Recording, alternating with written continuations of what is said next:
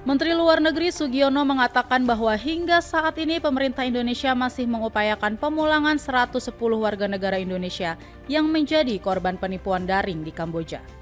Ditemui di Kompleks Istana Merdeka, Jakarta, Menlu Sugiono menyebut dari 110 WNI yang berhasil diamankan oleh pihak KBRI, 64 diantaranya telah siap dipulangkan ke tanah air.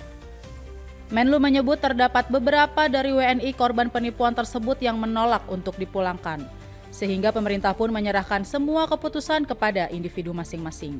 Kita berusaha untuk melindungi dan memulangkan mereka, tapi kan dari beberapa informasi yang saya dapat ada juga yang tidak mau pulang, ya kan? Tidak mau pulang dengan harapan untuk bisa bekerja tempat lain. Tapi itu kita kembalikan kepada individu masing-masing.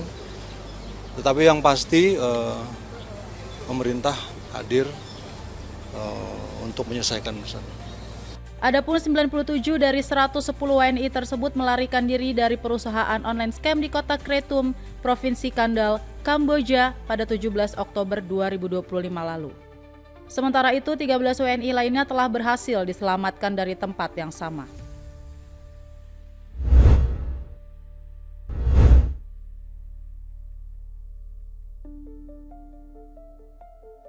KPK mengungkapkan telah meminta keterangan sebanyak 300 penyelenggara ibadah haji khusus atau PIHK dalam penyidikan kasus dugaan korupsi penentuan kuota dan penyelenggara ibadah haji pada Kementerian Agama tahun 2023 hingga tahun 2024. Juru bicara KPK Budi Prasetyo di Gedung Merah Putih KPK Jakarta menjelaskan, keterangan dari Biro Penyelenggaraan Haji dibutuhkan oleh auditor Badan Pemeriksaan Keuangan serta penyidik KPK dalam rangka penghitungan kerugian keuangan negara yang ditimbulkan. Auditor BPK juga sedang on progress melakukan penghitungan kerugian negara. Sampai saat ini tercatat sudah lebih dari 300 PHK yang kooperatif dan memberikan informasi dan keterangan yang dibutuhkan oleh auditor dalam rangka penghitungan kerugian negara yang timbul akibat penyalahgunaan kewenangan. Budi menambahkan penyidik masih terus melakukan penyelidikan guna menetapkan tersangka baru. KPK telah mengumumkan penyidikan perkara dugaan korupsi dalam penentuan kuota dan penyelenggara ibadah haji pada 9 Agustus lalu. Pengumuman dilakukan KPK setelah meminta keterangan mantan Menteri Agama Yakut Khalil Qaumas dalam penyelidikan kasus tersebut. KPK juga telah mengumumkan penghitungan awal kerugian keuangan negara yang mencapai 1 triliun rupiah dan mencegah 3 orang untuk bepergian ke luar negeri termasuk mantan Menteri Agama Yakut Khalil Qaumas.